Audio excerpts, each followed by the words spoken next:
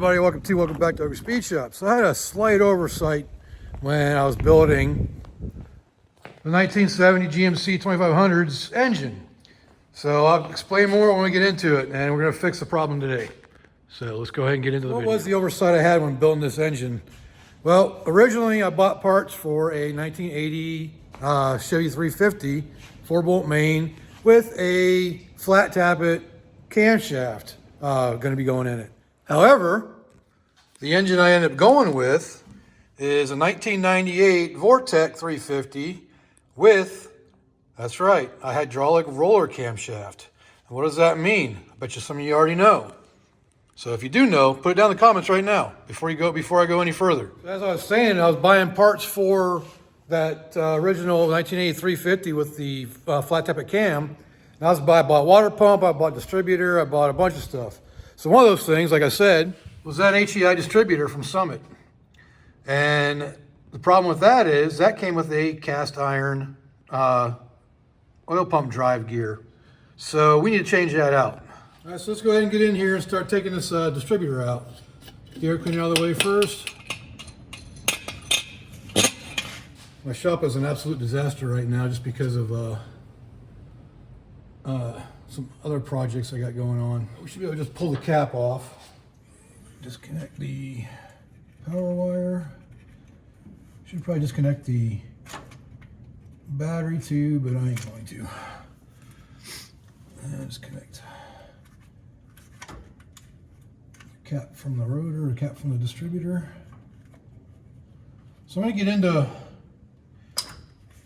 what the cast iron distributor gear means here in a little bit, but we're gonna get this thing out of here and I'll explain it better on the bench. All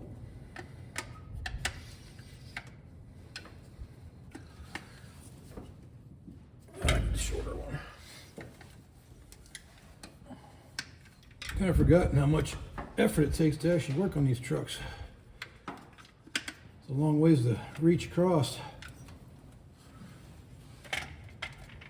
All right, I'm just going to take the plug wires off. So this is one. That ain't working at all. I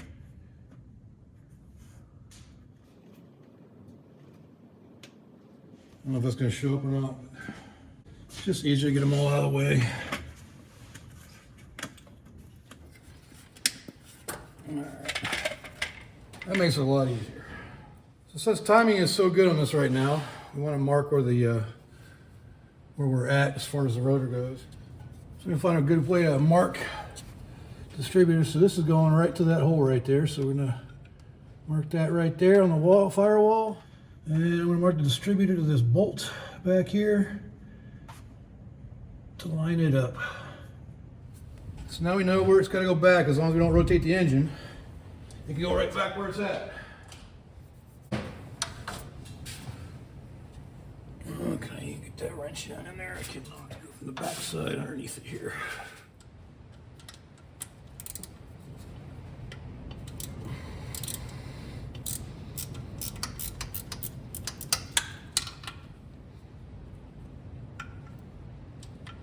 Okay, got the clamp out of the way now. One vacuum line for the vacuum advance. And now the distributor should just come right up out. See if we have any damage yet.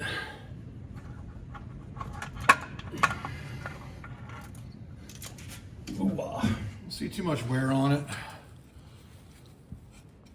Maybe a little bit on the edges there. All right, so why do we need to change this distributor gear?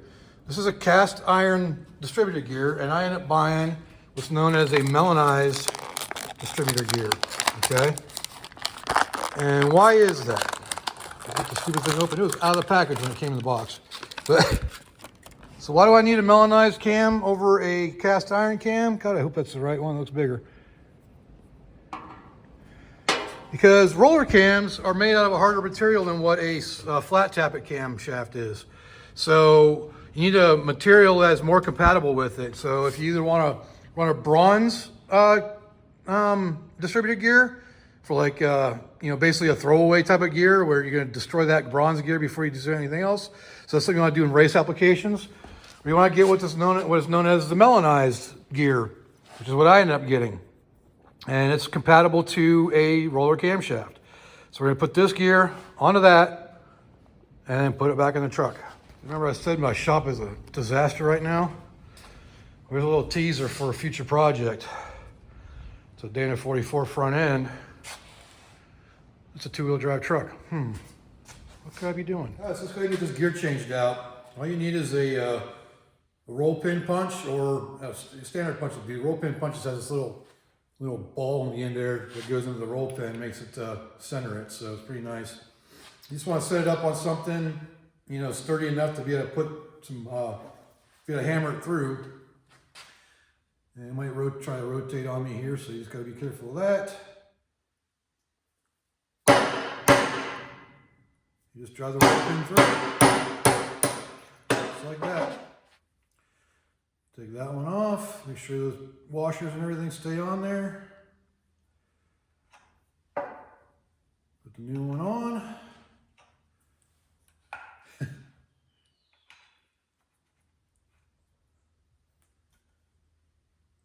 Line up the hole. And then drive your roll pin back through.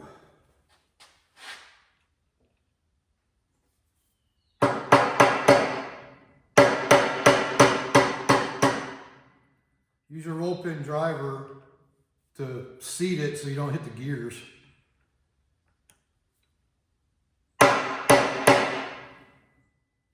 Just make sure it's seated all the way in.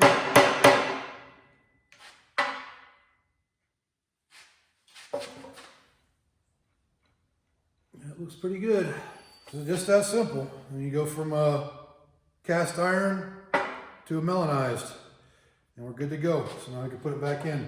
I gotta run to town and get some, I'm gonna put some, what's it called? Distributor gear lube on it. So I gotta go grab some of that. But other than that, we are good to go. And there's a little bit of wear on this. So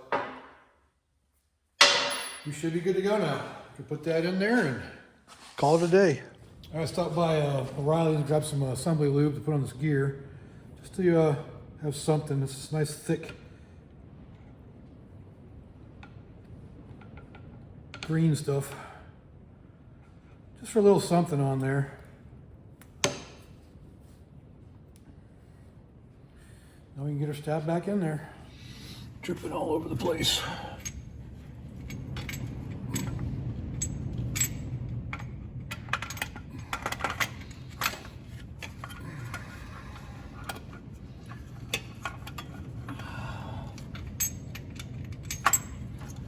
There we go.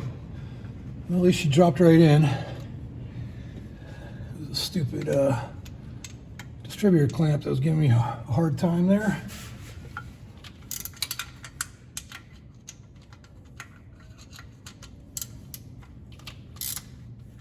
All right. Now I gotta make sure we line up the mark that we made on the bolt back here, so we know that our timing stays the same. I think we have visitors. Yeah, that looks pretty close. Hi, Belle. It's up underneath there. Now, once we get this thing all back together, we'll check the timing again just to be sure, but those marks should line it up pretty close. All right, she's in. Now we just gonna put plugs and cap and wires and all that good stuff back on it. Let's get the cap and plug wires and everything plugged back in.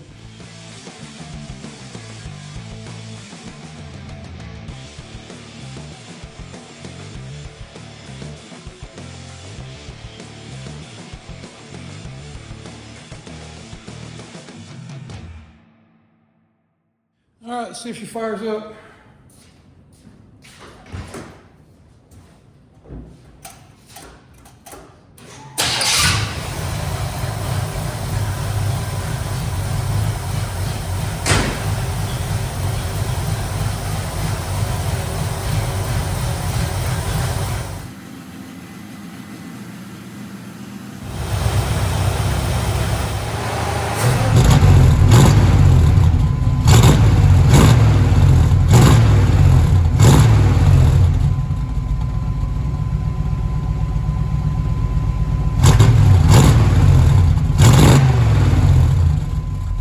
Well, I'd say the timing sounds pretty much dead on. We'll check it again, just be sure, but I don't think it's going to be an issue where it's at.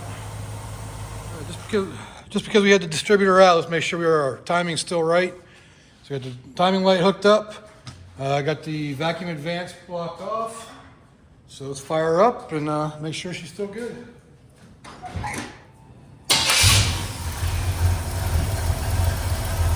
Gotta let her warm up first. I'll be back when it warms up. All right, so we got the fast idle's all the way down to where it's supposed to be. We're idling about 660, about 650. It's kind of a low idle, I think, but it's fine. Let's see where we're at. I got it set for 12 degrees, and we are off a bit. How far off are we? So we're about 13 degrees off. So let me get the distributor loosened up, and we'll turn it, bring it back in. We're going for 12 degrees initial. That's where I had it set before. And it runs really good that way. A lot easier with the air cleaner out of the way. You should hear it idle up too. We'll go the wrong way. We went the wrong way. Too far.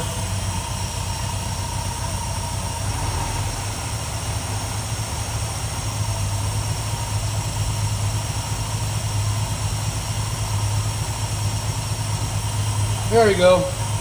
I think you can see that on the video. Dead on. 12 degrees. Just lock her down. Make sure she stays. Yep. Let's see what we got for total timing now.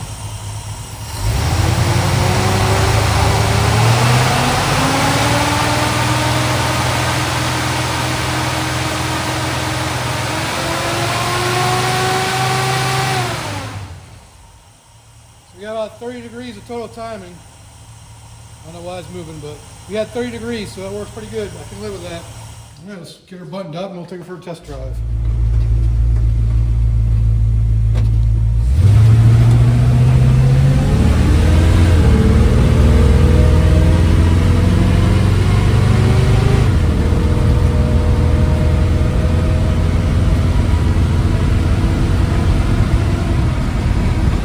This is one of the things I want to change. We're doing 50 at 25, 100 RPMs. Get up to 60, we're well over 3,000. Let me get turned here, and when we get to 70,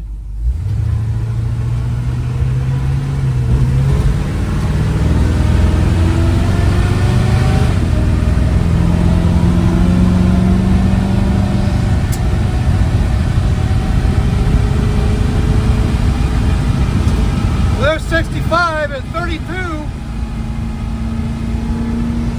70 is almost 38. So that's something we need to change. I'm going to talk to you about what we're going to do when we get back. See, with the TH350 and 410 gears in the thing, this thing winds out pretty good once you get up to speed. And pretty much everywhere you go nowadays, it's at least 65, 70 for speed limits. You know, all these country roads back here, even those are 65 in some areas. You know, my road's 55, I think. But either way, what can we do to change that scenario? Well, one, we can do a gear change. You know, we can take the 410s out and put something different in, 342s or 373s or something. But I kind of want to keep the 410s for towing purposes. What else can we do? Well, let me show you. We can install a 704 overdrive transmission.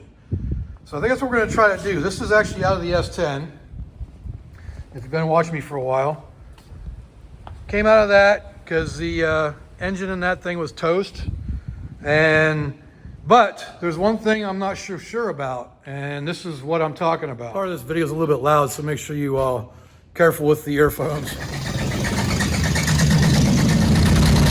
Those noises you heard, part of that was because it had two wasted rod bearings, and they were like gone. There wasn't even a rod bearing in there. It was literally riding on the rod. Two crank bearings as well were bad. And so I don't know if that squawking's coming from that, or I have heard that same kind of noise on a old Dodge Caravan I had one time when the transmission pump went out. So I think what we're going to do is going to go ahead and install and put that transmission in the truck. So get to pull the 350 out, and put the 700R4 in, fired up like that, because for one, I don't have a drive shaft that fits it. It's going to be too, the one I got is too long, because it needs to be shortened, because the tail shaft on that 700R4 is longer than a 700 or a 350, a turbo 350. So I'm going to throw it up in there, bolt everything up, and it should work because it came out of a 4.3 liter, so everything should be about the same, and for a 350. And so bolt all that stuff up, fire it up, make sure it doesn't make that squawking noise when it's running, and if it doesn't, then we will shorten the drive shaft and keep it in there. If it does squawk, obviously it's going to come back out, put the 350 back in there. But there's a few other things we need to do besides that, so I'm not worried about taking it down for a while. This thing needs a new radiator. I think I've shown you before.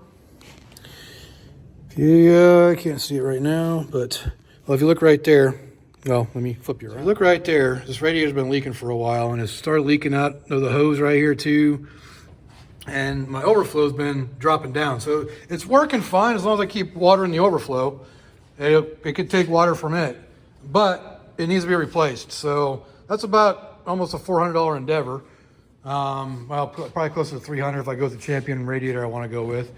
So I'm not worried about taking it down. Plus, this thing has a couple leaks in the engine from me using parts that don't belong on it, and I'm gonna have to go back in there and do some, fudged on that to get it to stop leaking oil. But so yeah, I don't mind taking it down for a little while. And it's basically been down for a while anyway. I haven't been driving it because I've been worried about that cam gear or that distributor gear. So we're gonna go ahead and put that transmission in there. I know I'm starting to ramble a little bit. So let's get the Turbo 350 out, get the 700R4 in there, make sure it doesn't squawk. If it doesn't squawk, we'll leave it in there. We'll get the drive shaft shortened. Okay, let's get to it. Done talking now, sort of, kind of. All right, we got the truck all jacked up, and should be plenty of room to get the transmission in and out. And if you notice, I don't know, it's kind of hard to tell in the video, but I've got it leaned down towards the front a little bit. I do that on purpose when I'm pulling transmissions because it keeps the transmission fluid in the transmission usually. So, she's all ready to go, so we can start tearing into getting the transmission out. All right, so the first thing we gotta do, we gotta pull the drive shaft out of the diff because you can't get the drive shaft out of the transmission without removing the center bearing, and you can't get that out without removing the rear drive shaft. So we'll disconnect it there, slide it up a little bit, pop it out, and I'll probably mark it even though I didn't index it originally. I should probably do that this time, but anyways, let's get that out of here.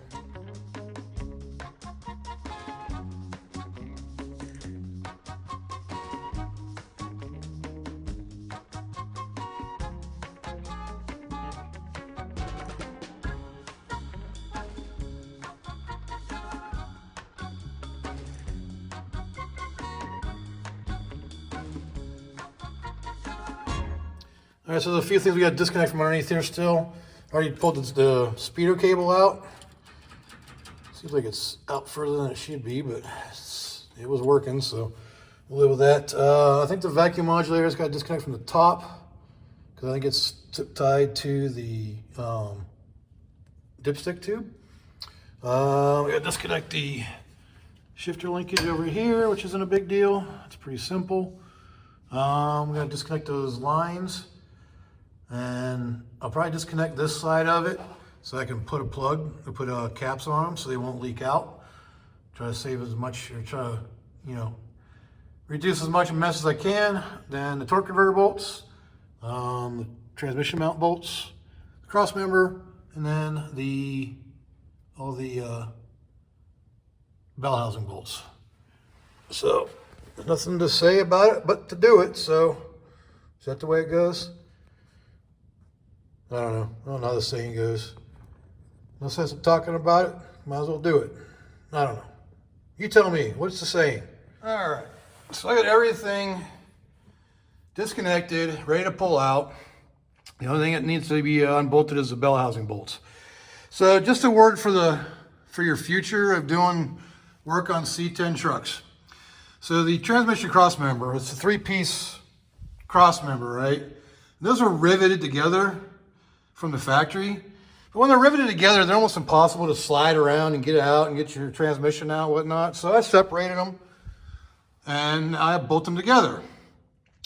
Well, just be prepared because there are 2, 4, 6, 8, 10, 12, 14 bolts that need to come out of that thing when you pull it out. But it does make it a lot easier to drop it out because now look at all the room I have up in here to get the transmission out without that cross member in there. So otherwise you'd slide it back, you have to remove the exhaust, all this other stuff. Now you just pull the thing down and I think the exhaust will clear. If it doesn't, it's really easy to get off and just kind of smooth, move out of the way. But it looks like there's room. Just look at the ear of the transmission right there. That's pretty good there, and I think there's plenty of, yeah, there's definitely plenty of room on this side.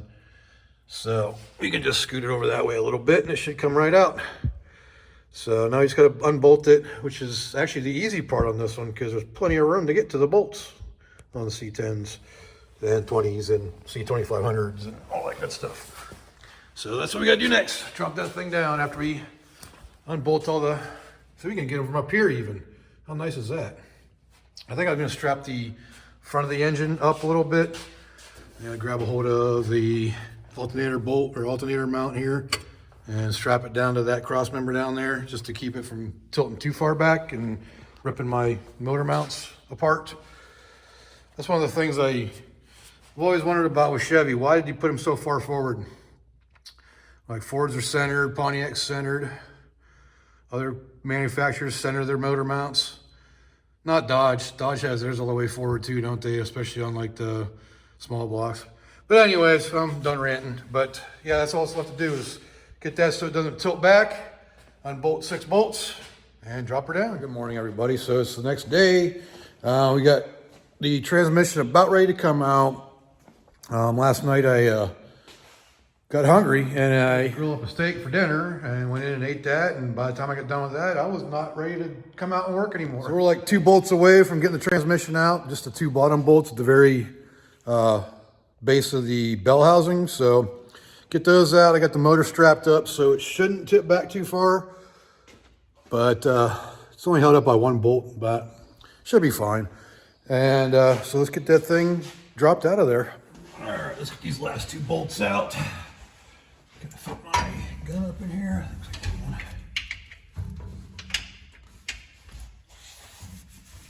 one. This exhaust pipe is just like right in the perfect area. It's kind of in the way of everything, but that's all right. Okay, that's out. I can't fit my hand up in here. There it goes. And 1 more. All right. Start letting her down. She's off the, oh, she's completely off now. All right.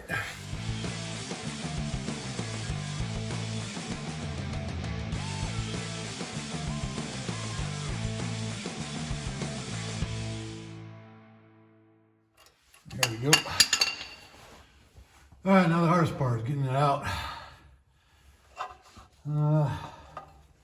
Definitely got to remove the dipstick tube, which usually makes a mess. The motor stayed up nicely, so we're good on that. Might have to jack the front of the trunk up a little bit to get it out. Yeah, there we go. All right, so just a real quick comparison. So that's the TH350. This is a 700R4. You can kind of see the length difference. It's about 3 inches, 3.5 inches. Everything else is pretty much, you know, is very similar in the way it's designed. That's got a vacuum modulator for shifting. This has a TV cable. This has a kick-down cable that looks very similar to a TV cable, but it's not the same. So this just kicks it down a gear when you're driving on the highway and you give it some gas, that opens it up and shifts it down. This actually helps you shift, and you have to have that adjusted just right, otherwise you will burn up your transmission, so you gotta be careful with that. So that's pretty much the differences, and it should bolt up in there pretty easily. The cool thing about these trucks is they have multiple bolt holes for the cross member, so So they came with so many different options for transmissions. But yeah, that's what we got. So we gotta get the dipstick tube out of this one so we can get it up in there. And you see what I use for block, because I always use like old school round bulbs, like 1157s, 1156s, whatever. And they work really good for blocking the dipstick tube hole. But anyways, I gotta get this mount off of there. But yeah, we'll throw it up in there. I gotta find the bolts, or see if the bolts that I have that use a nut will work on that torque converter. So, yep, let's get her up in there. I made a huge mess anytime I deal with transmissions. So I pulled the dipstick tube out, tried to plug it, but the grommet came out with it. So I couldn't plug it in time, and it just spilled everywhere. And that fluid is not very, doesn't smell very good. So it's a little burnt up, but it'll be good enough to test it. And if we have to, we'll change the filter, see if it helps. But like I said, we don't even know if it's gonna work to begin with until we get it hooked up there and have it running. So that's what we're gonna do next. But we got it up underneath there. I just gotta take my sweatshirt off because it's warming up now. All right, it's time to get this thing up in there so we can test her out. Hopefully it's still good.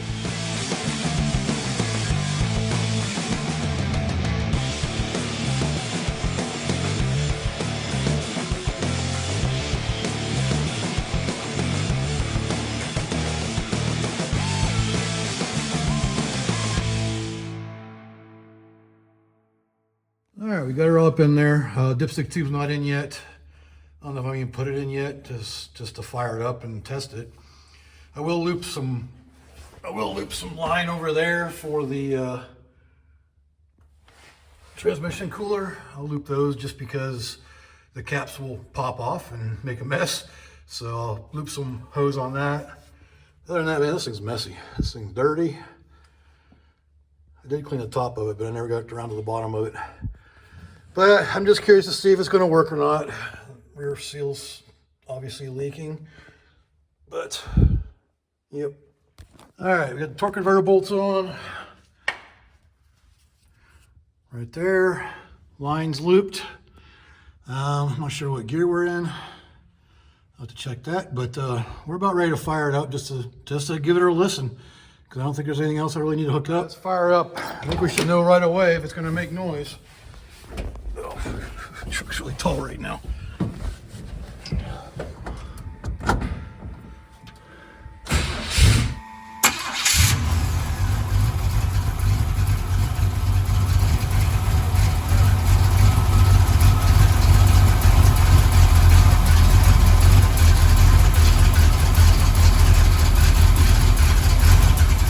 So far, so good. Wonder if I'm making any kind of a mess down there.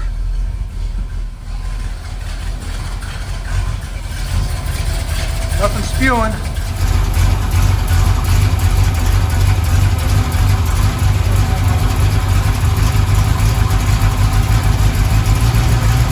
Let the truck warm up a little bit.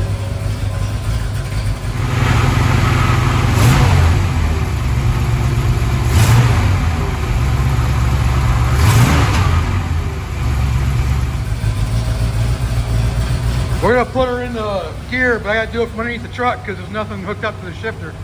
Considering the pump is pumping, I think we're gonna be all right. It's not bad of it. Ouch, it's hot. I can't stop it. I don't want to do this without being able to stop it. Let's say the squawking was definitely not from the pump, which is what one of my worries was.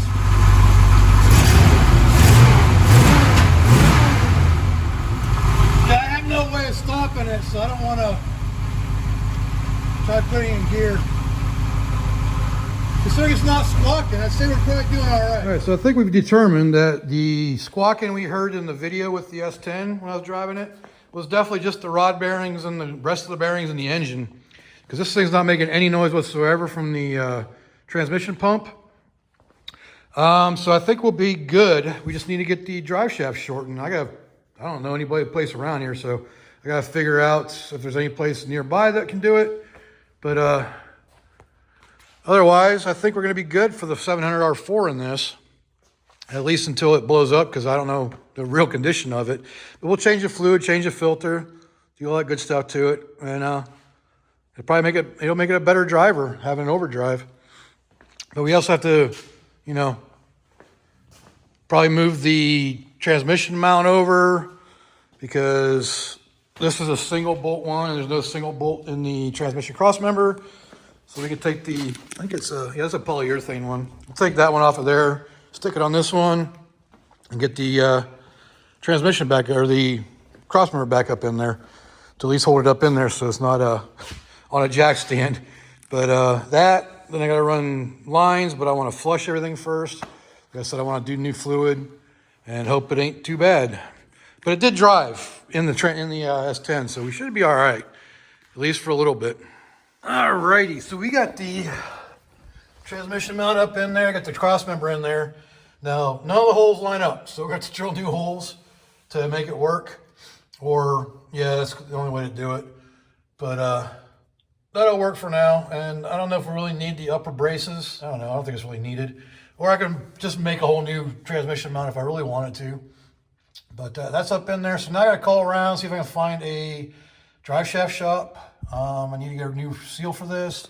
Transmission line inputs are 5/16 on this, and I got 3/8 on here. So I'm gonna try to figure out a way to transition that.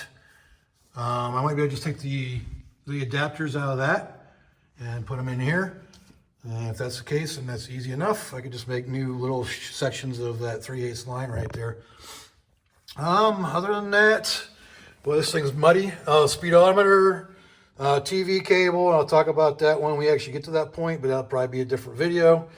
But you definitely want to make sure that's adjusted properly before you drive it anywhere. We'll drop the pan and change the filter, put a new gasket on. Hopefully we can make this one seal better than the freaking 300 or the 350 has been. So, but anyways, I think we're good on this for now. Like I said, can't really drive it much because it does have an oil leak coming from the timing cover, which ain't a big deal, but it is leaking. But the big thing is that the radiator leak right there. So once I get a new radiator, then I'll make everything better. And yeah, so I think we're good on checking the transmission. We changed the gear in the distributor, so I think we're good for this video. I think this is a good place to stop this video on the 1970 C2500 GMC. It's definitely getting along better. It's going to be a much better driver with the overdrive transmission in it.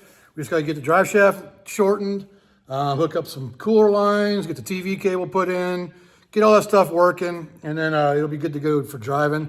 But we also need a radiator for it. And once we get the radiator, then, you know, the sky's the limit, as they say. But yeah, so yeah, that's going to do it for this video. So if you like this video, leave a like down there, leave me a comment, let me know what I can do better, and subscribe while you're at it. Why not? It's free. And for everybody who's been here this long, appreciate you being here. Until next time, I'll see you later. We've had an incident or a problem, so check this out. All right, well, this is a little bit unsettling, so I don't think we're going to be taking the drive shaft didn't get shortened anytime soon. Listen to this.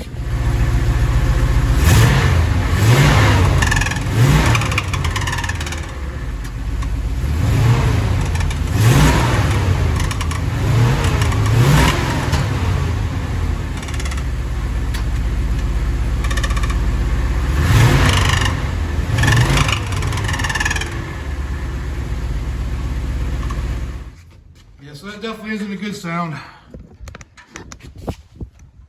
had a feeling we had to switch gears to see what it would do. Well, I made the noise go away. I realized that when I fired it up, I had a plastic plug in there, and I think the tail shaft was banging around in there, and that was making the noise. So I put a yoke in there, and now the noise isn't there anymore. Topped it off, and no more noise. But I haven't hooked the TV cable up yet, so I don't test anything. Plus, I gotta get a drive shaft made. I'm really leery about doing it now with that making those noises, so I don't know. I guess we'll see. All right, as you saw in that video, especially where I zoomed in on it when it was running, that tail shaft was what was moving around and making the noise. So the yoke being put in there took the noise away. So I may still be taking the drive shaft in tomorrow to get it checked, but I'll keep you updated on what I find out. But I'll probably go ahead and try it. I just got to adjust. I definitely have to adjust the shifter because it's a shifter for a 3-speed, not for a over 4-speed. But definitely do that. But yeah, just a little update on that. Figured I'd share. So thanks for watching.